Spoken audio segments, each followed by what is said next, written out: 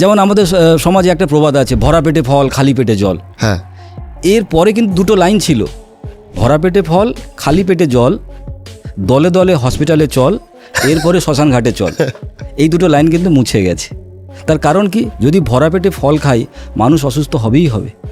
কারণ ফল একটা ফ্রুক্টোজ, সেই ফ্রুক্টোজ যখন কার্বোহাইড্রেটের সঙ্গে ভরা পেটের সঙ্গে মিশবে, ইটস ক্রিয়েট অ্যালকোহল, এবং এই অ্যালকোহল যখনই তৈরি হবে তার বাই প্রোডাক্ট হিসেবে তৈরি হবে গ্যাস।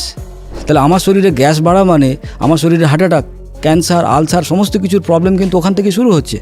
তাহলে আমি যদি ভরা পেটে ফল খাই তাহলে আমাকে ডেফিনেটলি হসপিটালে যেতেই হবে, ডেফিনেটলি আমার শরীর খারাপ হবে। তার মানে এটা ছিল ভরপেট ফল, ভরা পেটে ফল নয়। তাহলে এরকম বহু প্রবাদ আমাদেরকে রোজ অসুস্থ করে, ভুল শেখাচ্ছে।